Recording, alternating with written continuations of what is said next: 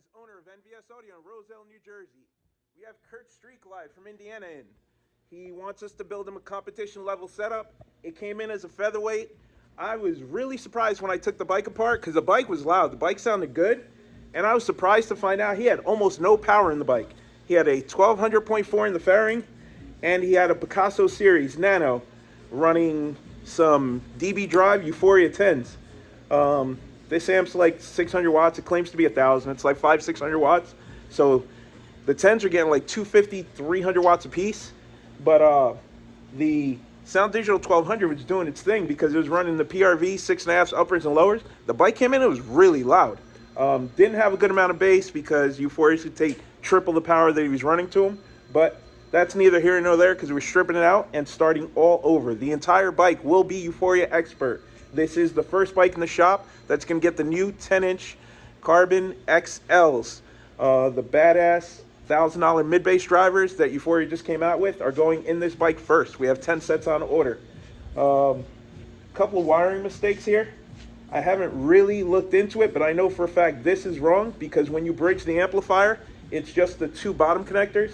There is no configuration where you would do here, here, and not here. So it looks like 2 out of the 4 channels aren't being used. Let's take it apart and see what's going on there. Okay, so I know this amplifier can't make 1,000 watts because it only has 8 gauge inputs. So 8 gauge power wire can only flow enough current to give you maybe 800 watts.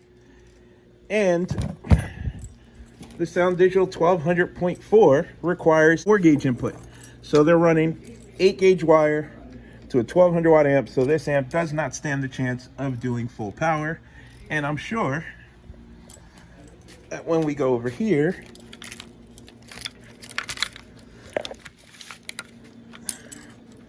yep, we still got, nope, it's a Braille lithium. So he knew to upgrade to a lithium, but he's running less than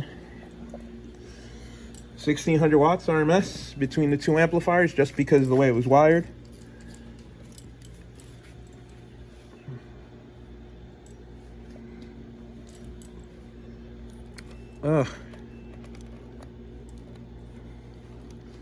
So we have it.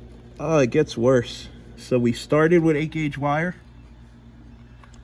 So we have 8 gauge wire coming off the battery, inter-distribution block. Then it splits to 8 gauge wire there and 8 gauge wire to the tail. Boo. So I take that back. He's not even doing 1600 watts because the 8 gauge wire maximum can do 800 watts split between 2 amplifiers. That's 400 watts a piece. So mistake, but we'll fix it. Okay, so things get worse. There's 3 amps on the bike. So we have the glass fuse holder that I hate, that I say never, ever, ever, ever use, with a 60 amp glass fuse running the amplifier that claims to be 1,000 watts. But I just went online and found a quick amp dyno test where the most they squeezed out of this amplifier was 600 watts. So you would probably think that each 10-inch woofer is getting 600 watts, but that's impossible considering they're using 18 gauge wire off the amp.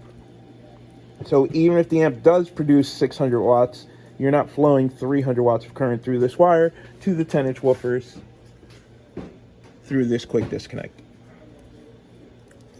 Then there's another amp stashed in the front. So the issue with that is 40 amp fuse running 2 amplifiers. So they're splitting 40 amps, so 20 amps, 20 amps.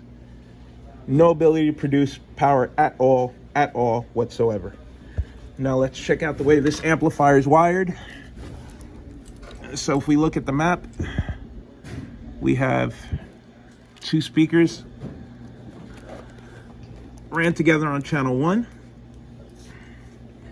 nothing on channel 2, 2 speakers ran together on channel 2, on channel 3, and nothing on channel 4. So channel 1 has 2 speakers, channel 2 has no speakers, channel 3 has 2 speakers, channel 4 has no speakers. Makes absolutely no sense. And this is a 1200.4 for them. So this amplifier would give us 197 watts per channel with one speaker on each channel. Doing it this way would give us less power. It would give us 150 watts per speaker. So that's 300 watts on channel 1 divided by 2 speakers. That's 150 watts per speaker. 0 watts on channel 2.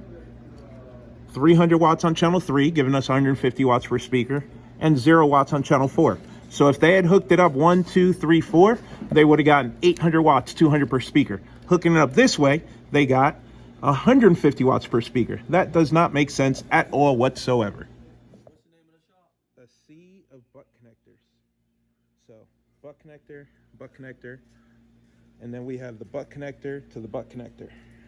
Butt connectors to butt connectors? Yeah, see, it starts there, Yeah. then it gets spliced again there, Yeah. and then again there. It's pretty bad. That looks like an octopus, to be fair.